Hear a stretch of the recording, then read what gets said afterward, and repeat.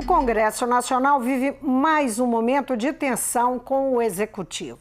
Declarações do presidente Jair Bolsonaro incitando manifestações no próximo domingo contra os poderes, acordos não cumpridos e a desarticulação política permanente compõem a cena em Brasília. O pano de fundo da vez é a divisão do chamado orçamento impositivo. Eu converso hoje com a cientista política Magna Inácio, professora do Departamento de Ciência Política da UFMG. Bem-vinda, Magna. Obrigada pelo convite e a oportunidade de participar novamente aqui do programa, Vivian. Magna, como é que você avalia essa relação de Bolsonaro em mais esse momento de tensão? Isso não é novidade, mas em mais esse momento em que ele joga, inclusive, contra o Congresso, ao chamar, custou um pouco assumir, tinha disparado vídeo e acabou chamando publicamente para uma manifestação dizendo que não era contra o Supremo e o Congresso, mas de fato, se a gente vê a movimentação nas redes, a gente vai ver claramente que o teor das manifestações é esse. E, ao mesmo tempo, o presidente ele faz um discurso que desmente acordos que foram feitos, enfim, tem uma série de arestas, de tensões que têm sido construídas. Como é que você analisa os motivos, né, e esse ambiente que está no Congresso nesse momento por conta disso? Essa relação, né, entre o presidente e o Congresso, desde o início do governo, ela é tensa, né? Isso já foi anunciado em maio, quando o presidente manifestou, né, dizendo que a caneta dele era, né, tão forte quanto a do presidente da Câmara, indicando já esse ambiente de afronta e não de negociação, né? Nesse momento a gente tem um agravamento, né, um tensionamento maior dessa relação, uma vez que o presidente ele dirige as críticas não aos partidos, né, às lideranças políticas, mas à instituição, né? Então nós temos aí um cenário que é um pouco mais grave, né, porque se coloca em perspectiva uma crítica ao parlamento enquanto espaço que uma arena, uma instituição que é responsável para tomar decisões e que tem legitimidade eleitoral, assim como o presidente, né? O governo se faz a partir da interação entre os poderes, né? Da complementariedade e da articulação entre esses poderes. A dificuldade do presidente, do seu governo, né, de lidar com o parlamento fica cada vez mais clara, né? E é uma dificuldade em que nós não vemos, né, um movimento de construção de acordos, de negociação com o Congresso, né? Um presidente que optou por não formar uma maioria parlamentar, né? Ele inicialmente tinha apoio só do seu partido, depois, né, rompeu com o seu partido e hoje conta ali com apoios muito mais individuais, né? O presidente não construiu uma maioria parlamentar, espera uma rendição por parte do parlamento, né, de que os projetos, propostas, as iniciativas do governo sejam simplesmente referendadas pelo Congresso. E isso seria então uma estratégia? Acusar o Congresso, a instituição de estar chantageando o Executivo, não é? O que tem o pano de fundo dessa história é o orçamento impositivo, não é? Que isso teria uma chantagem, envolve aí aquele episódio do general Heleno, não é? Foi a partir daí que se torna público e Bolsonaro embarca, né, de uma forma, leva um tempinho para embarcar, mas embarca claramente nesse discurso. Isso é estratégico, porque se ele não compõe, se ele não negocia, se ele não tem base, né, não seria uma estratégia agir dessa forma? Sim, o o movimento estratégico é muito claro, né? O presidente ele sempre faz a afronta primeiro e havendo resistência, havendo, né, movimentos contrários, ele às vezes recua, mas ele testa o limite antes, né? Nós vimos isso em vários decretos que o presidente editou, alguns deles até derrubados pelo STF, né? A insistência dele em mudar a demarcação de terras indígenas, né, da justiça para a agricultura, editando uma segunda medida provisória e que acabou sendo derrubada pelo STF, né? Acabou sendo cancelada pelo STF. Então é uma estratégia, né, de forçar ao limite esse movimento de crítica, de questionamento das ações do Congresso na expectativa de uma rendição. Por que eu digo rendição? Porque não há um movimento de compor, de fazer acordos, né? O presidente ele está questionando o Congresso por aprovação de reformas que sequer chegaram ao Congresso, né?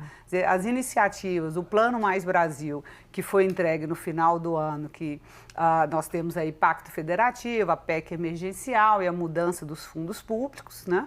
Essas foram entregues, mas a reforma tributária e a reforma administrativa, que é tão alardeada, né, pelo presidente, pelo ministro da Economia, como sendo medidas fundamentais, né, para a retomada do crescimento econômico, essas reformas, essas propostas não foram entregues até o momento. São anunciadas a cada semana, há uma expectativa de que o governo diga qual é a sua agenda, né? E esse movimento não é feito e nesse vácuo o presidente acusa o Congresso de não estar tomando iniciativa, sendo que a principal reforma, né, feita até o momento, a reforma da Previdência, foi uma decisão, foi uma mudança conduzida pelo Congresso, né? Foi uma mudança que só foi bem sucedida porque houve ali uma iniciativa do Congresso de fazer essa alteração. Então se trata sim de uma estratégia, né, que caminha hoje para uma afronta institucional mais séria.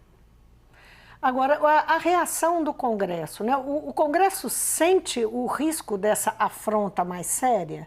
Porque o Congresso, de fato, se dividiu aí nesse momento que o que está em foco é o orçamento impositivo. Uns dizem, não, vamos deixar para votar mais para frente, outros dizem, não, vamos votar agora. Os presidentes das duas casas, Senado e Câmara, colocaram um pé atrás para não botar no mesmo tom as respostas ou não responderam falas do presidente. É um temor das ruas? O que é isso? O que o Congresso está vendo? Para onde que ele está mirando ao agir dessa forma? Nós temos que, né, considerar que esse protagonismo do Congresso, esse maior ativismo do Congresso, não tem início no governo Bolsonaro, né?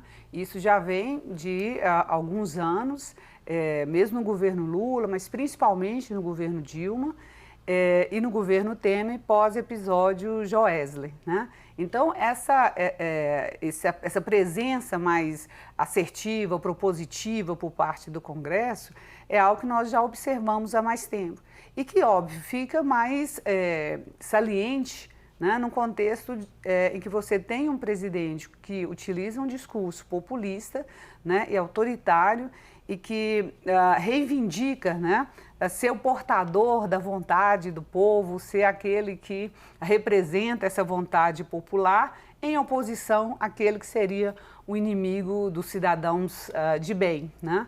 Então, entrar nesse jogo populista é algo que o Congresso tem, de certa forma, evitado, né? Então, as lideranças, obviamente, esse impacto das redes, né, essa mobilização desses eleitores mais radicais entra certamente na conta, né, dessas lideranças. Eles, obviamente, consideram, né, o dano que pode ser causado por esses ativistas, mas há aí uma postura que é mais institucional, né? Alimentar essa afronta, ir para esse embate com o presidente significa, de alguma forma, entrar nesse jogo, né, populista que o presidente vem desenvolvendo, né, vem apresentando desde a campanha eleitoral, né? pensando nas relações institucionais, né, as relações dos poderes,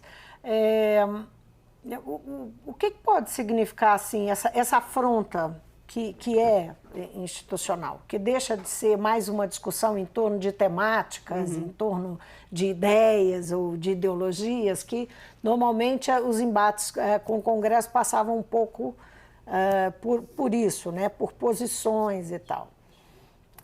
O que isso pode, como que isso a gente pode olhar para frente e ver os riscos, as consequências para o jogo democrático realmente, né? Que impacto pode ter?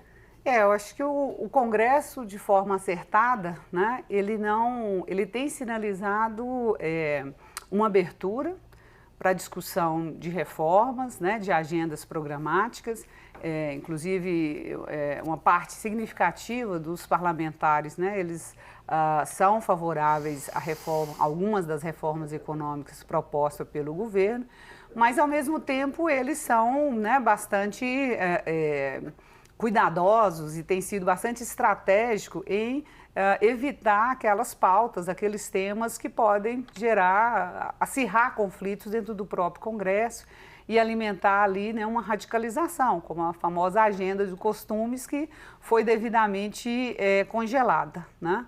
Então, o Congresso ele tem feito esse movimento de contenção e de chamar, né, o governo à responsabilidade na condução dessa agenda, mas também afirmando o seu papel na discussão de políticas públicas, né?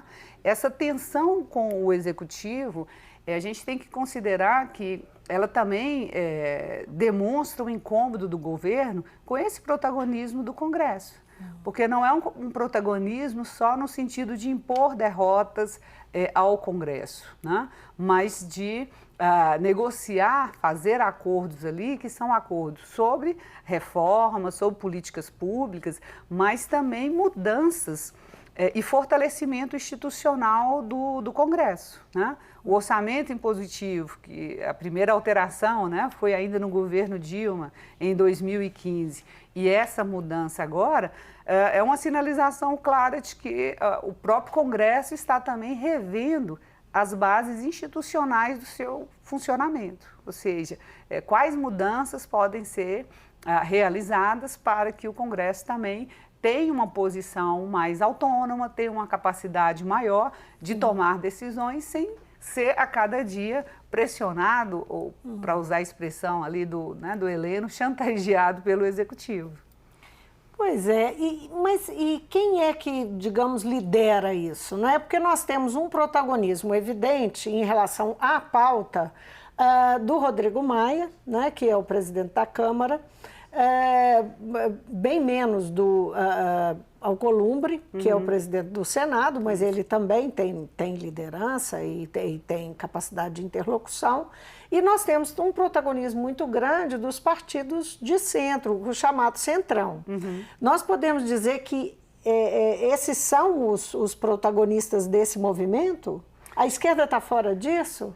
Sim, esse protagonismo, né, ele é conduzido por esse grupo, né, que é um grupo formado por partidos, né, com diferentes experiências, né? Você tem partidos que já ocuparam a presidência, como o caso do PSDB e o PMDB, né, mas recentemente. Você tem, no caso do Senado, um número grande de ex-governadores, né, que entendem os problemas, né, e os limites do próprio Executivo.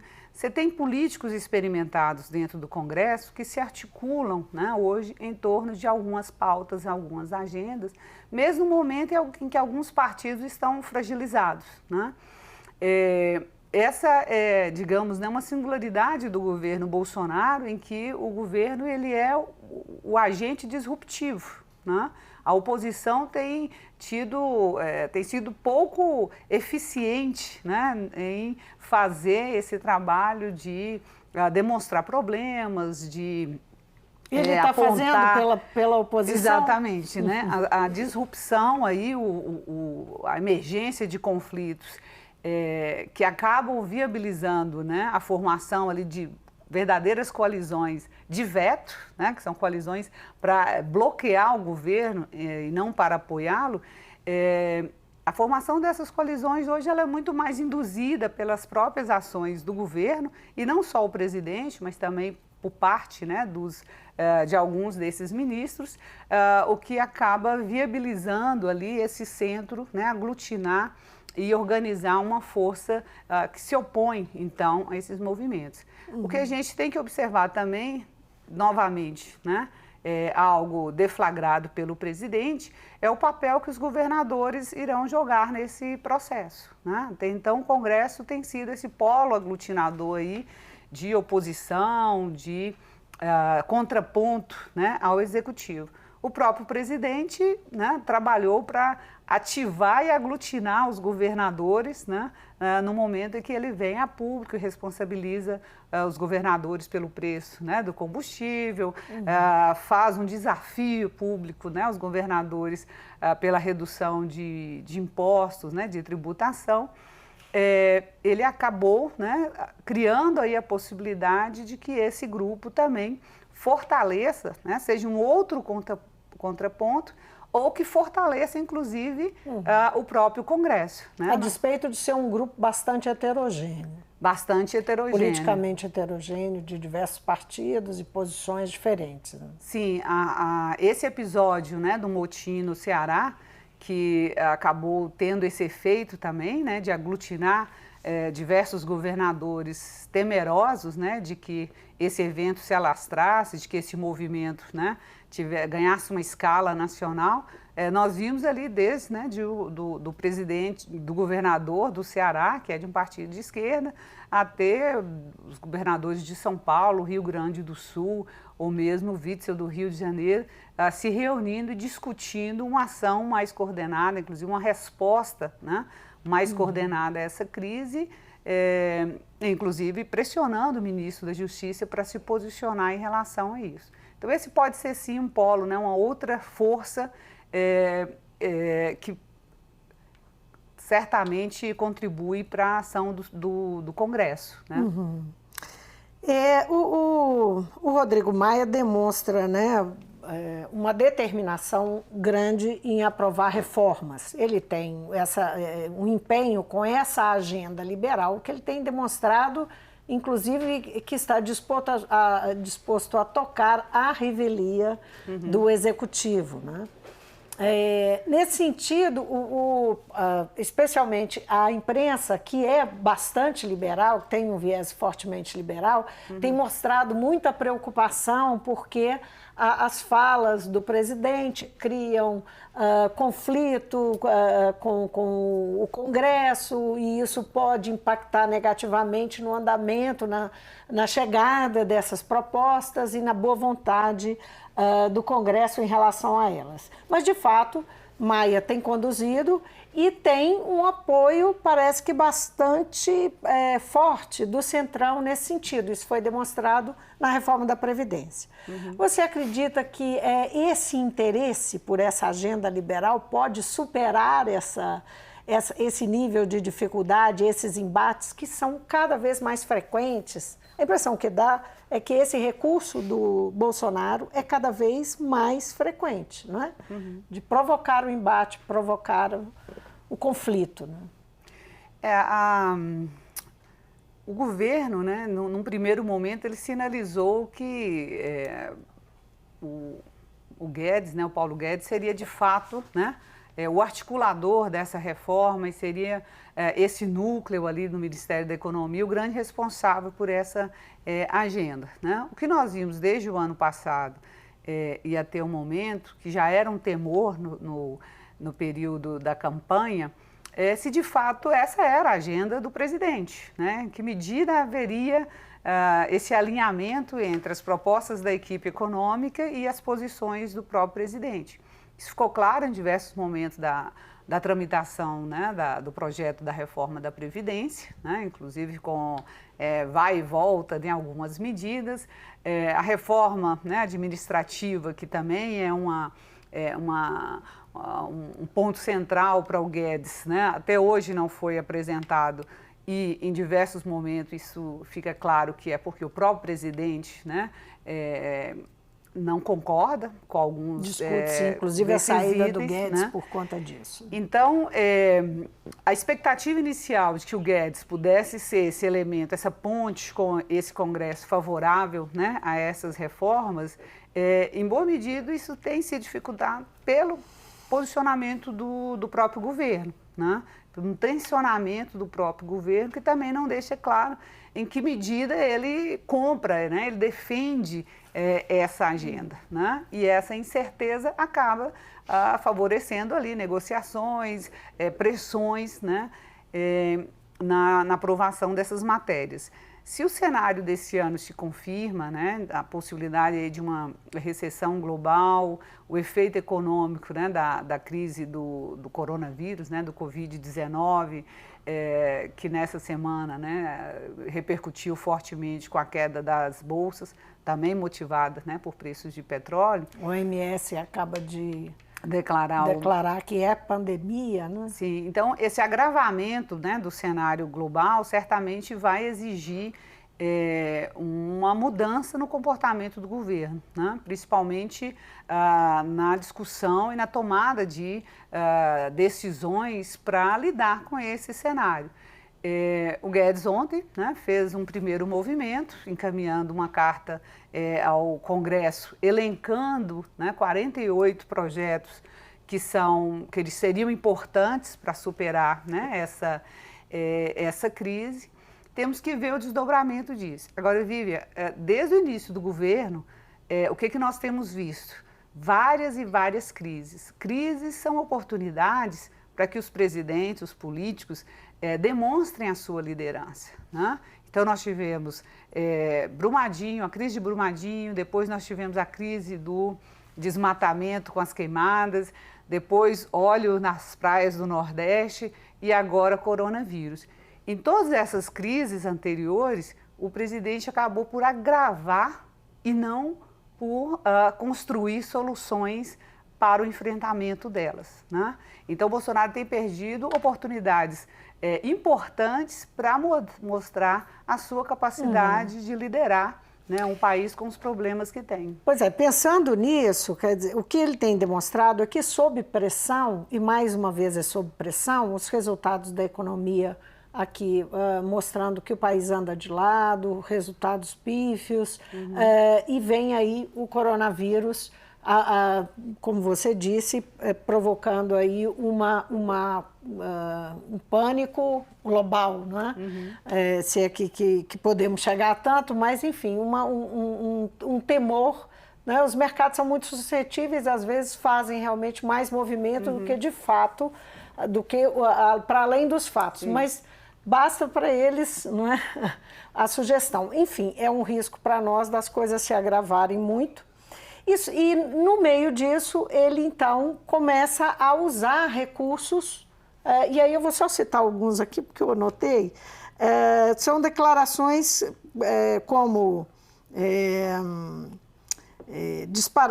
são coisas como disparar o vídeo das manifestações, depois dizer que publicamente chamar para as manifestações, depois dizer que a eleição de 2018 foi fraudada, na ocasião da situação lá com as milícias, que é também uma coisa muito delicada, como é a economia, chamou atenção para os celulares do Adriano, enfim, tem sempre um movimento diversionista.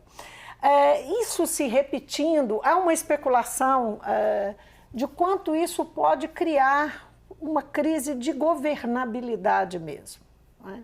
Só para a gente encerrar, como é que você vê o risco disso acontecer, a se continuar nessa linha de comportamento diante dos problemas e das crises, e que papel teria o Congresso numa situação como essa?